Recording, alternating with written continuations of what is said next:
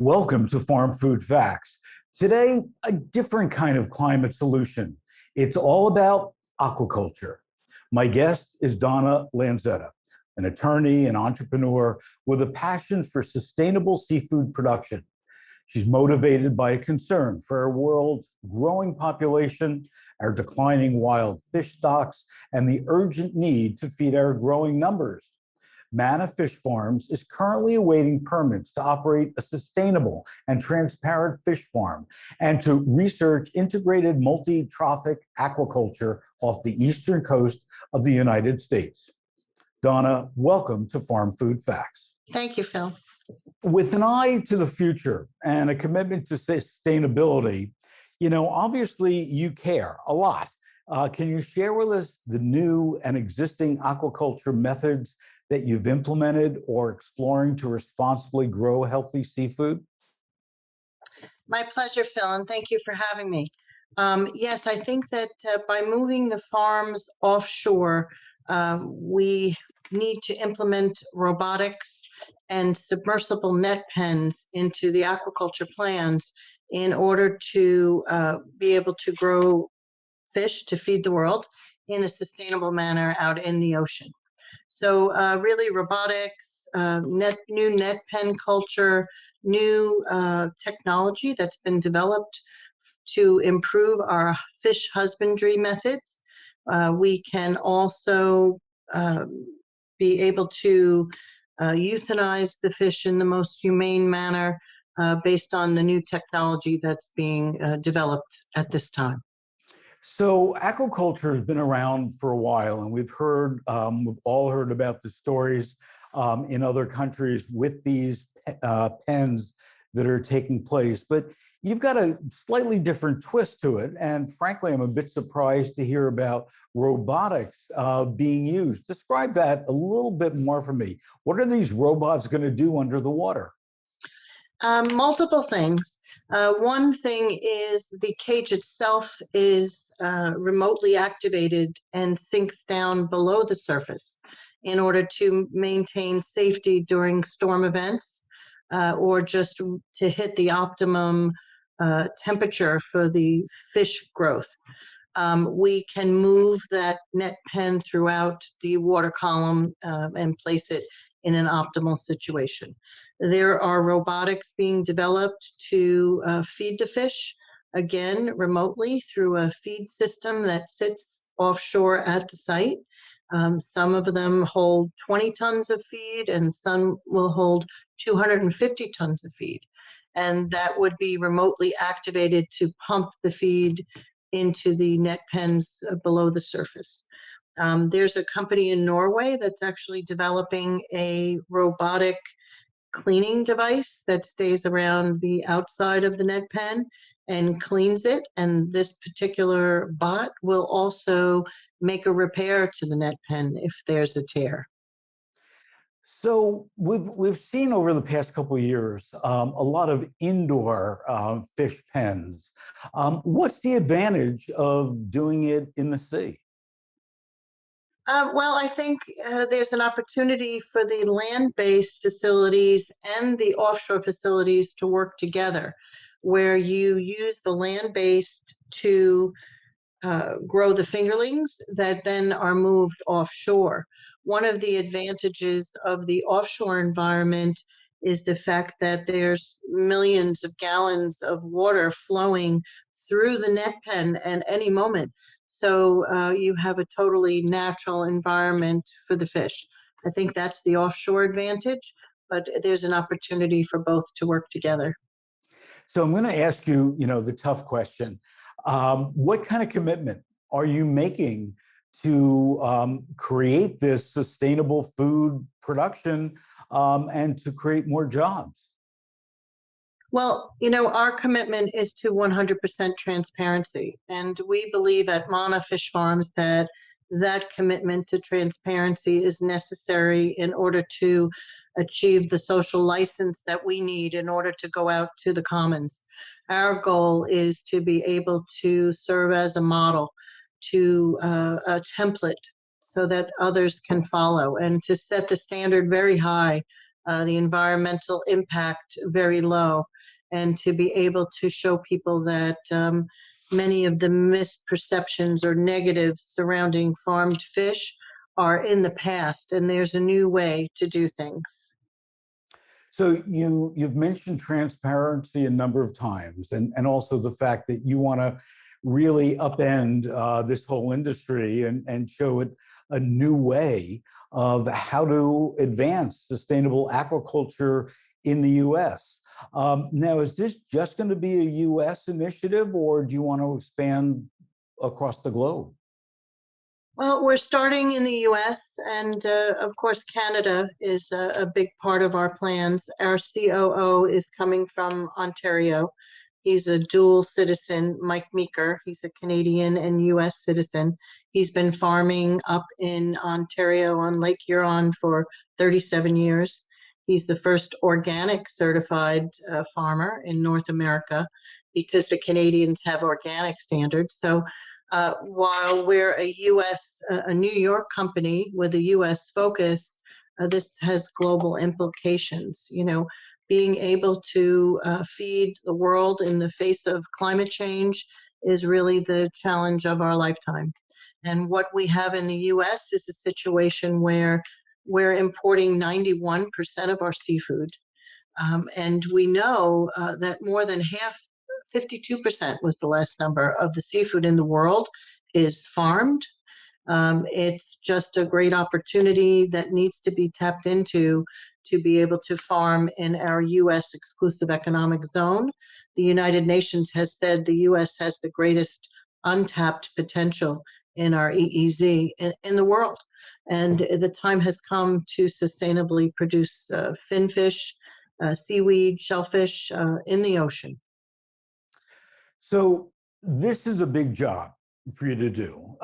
So there's you have your new COO starting. What other collaborations does your team see as being critical for the future of Manna and the aquaculture industry as a whole? The way we view it, Phil, is that, ocean farming is really not something that can be accomplished by one person alone or even one team alone. It takes a collaboration of scientists, marine biologists, ocean engineers. We work with all of, many universities and research institutes doing pre-deployment research now. We've been working very closely with the National Center for Coastal Ocean Science, part of NOAA, to develop marine spatial planning for our two pending sites. And that's a very in-depth analysis of where to site the farm in that very busy ocean environment. We also collaborate, and I sit on the board of the World Ocean Council. The World Ocean Council is an organization of ocean businesses, and I believe it's one of the few such organizations focused on corporate social responsibility in ocean business. So I think it's a team that is needed here, and a collaboration of all of these universities, scientists, workers, and educators to get it done, and the government. So I'm only imagining how many sleepless nights you've had over this. What's keeping you up at night? What are some of the biggest concerns that you've got about aquaculture production, and what are you doing, to fix that? Well, one of the concerns surrounding seafood is really traceability. And flowing from our transparency is the question of how do we move our products through the supply chain and make sure when they get to the consumer that that's the same product that we grew out in the ocean. And there's great challenges with that area in that the statistics have shown that 46% of seafood is mislabeled. So seafood mislabeling is definitely a big challenge for us. We feel that we can bridge that gap with a new venture we have with IBM, which is the Manna seafood blockchain. which seeks to bring that seafood onto the blockchain and be able to trace it from the fisherman or farmer all the way to the plate. No, blockchain is just so important, and IBM and Walmart and the whole food sector has really embraced blockchain, and I'm so happy to hear that that's something that you're going to be incorporating as well, because as you point out, and it's every time that TV has sweeps, twice a year, you always see that reporter, going into the supermarket, going to the seafood case, and then taking up, fish and saying, it says blank, but it's really blank.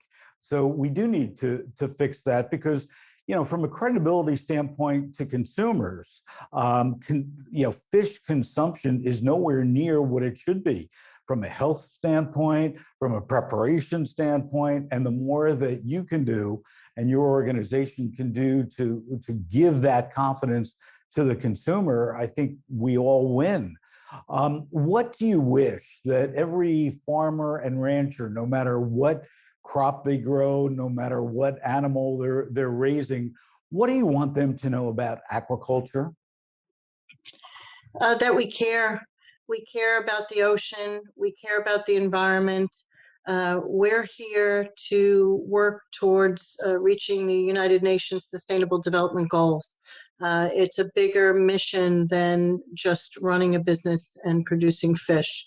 It's much, much bigger than that.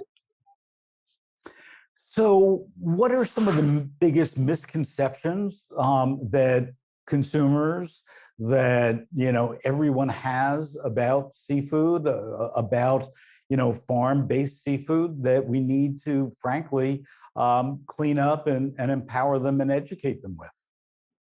Well, I think that they're pumped with chemicals is one of the big misperceptions based on probably bad actors in the past.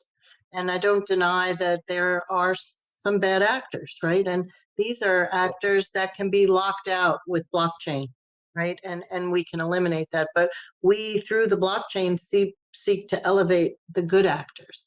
And so the good actors are the ones that aren't using antibiotics. And especially in an environment like the ocean, you're prohibited from using antibiotics in the open area like that. So to just say that we're polluting and pumping, and Frankenfish, I don't know where that term has come from, but it's not true either. It actually came from Prince Charles in England. He's the one who coined that phrase, I don't know how many decades ago, about GMOs. Yeah, but so we're not Frankenfish breeding or striving to achieve that. In fact, we're involved in genetic studies right now with the University of New Hampshire, where we're studying the growth of the true wild striped bass in simulated conditions to our 2 offshore sites to see how they do in those environmental conditions. And the results of the study have been very, very positive. We believe that striped bass is a wonderful fish for potential culture. We also look in New York to steelhead trout as a possibility because there's been great success with that species. Mike Meeker has been growing rainbow trout up in Canada for many, many years, and he hasn't used antibiotics. There's just no need for that. And I think what we do need, though, are organics, and to be able to have organic seafood in the U.S. I think this is really important. And through the Manna Ocean Foundation, which is a nonprofit we're affiliated with, the Manna Ocean Foundation has launched a program in February of 2020, right before COVID, to begin to certify U.S. farmed seafood organic to the Canadian standards. And we launched at Aquaculture America in Honolulu, and then we were put on the sideline by COVID. But our plan is to relaunch that this August, and we'll be excited to educate people surrounding organic standards. And what does it mean to be organic? Is not to jump in on your questions, but really it has to do with the feed. using a feed that has no GMOs, that is all natural, that has no chemicals in the input there. And also it goes to stocking densities, how tightly you pack your biomass. So with those limitations, we really are excited to bring an organic product farmed, raised in the U.S. to tables in the U.S. Well, Donna, I applaud your efforts. What you're doing with Manna Fish Farms is significant for us all. Best of luck with it. I can't wait to be able to go into my local supermarket and buy the Manna brand of US raised organic seafood. So thank you for joining us today, and thank you for what you're doing. My pleasure. Thanks for having me. Eat sustainably raised and sourced seafood. I will. Thanks. Thanks. For more things all food and agriculture, please visit usfarmersandranchers.org. Also, be sure to visit us on Facebook and Instagram at US Farmers and Ranchers, as well as on Twitter and LinkedIn at USFRA. Until next time.